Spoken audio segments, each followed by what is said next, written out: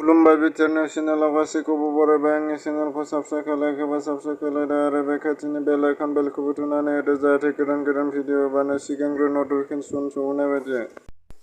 क'क्राझार जिल्लानि सिङाव थानाय आलांगि फावगोजा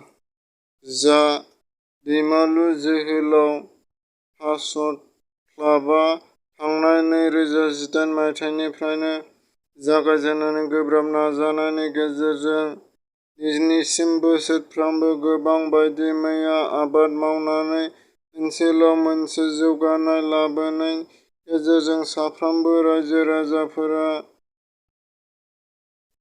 दिनै मोनसे जाफुंसारनाय जानो हानायनि गेजेरजों जोहोलाव दैमालु फार्मर्स क्लाबआव गोबां 160 बिघा हायाव आबाद मावनायजों लोगोसे रायजोफोराबो एम्फौ फिसिनाय जिउआव जाफुंसार जानो हादों। लोगोसे बेबायदि मैया फोरोंथाय होनो थाखाय मावख' खुंथायाव गायसनदों।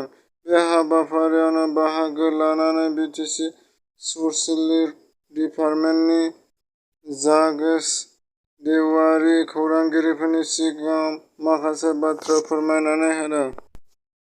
सिला फाउन्डेशननि बानजायनायाव 73थि भारत उदांस्रि सानखौ लोब्बा लाखिनानै अनलाइन सावगारि आखिनाय बादायनाय हाबाफारि लानाय जादों।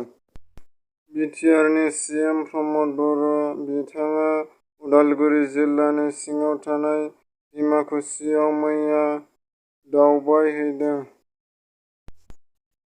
भारत-भुटान सिमानि बिलपारा गामिनि रायजो राजाफोरा सरखार नायस'निनि थाखायनो निजा फैसा खांनानै लामा बानायदों एबा लामा फोसाबनानै लादों।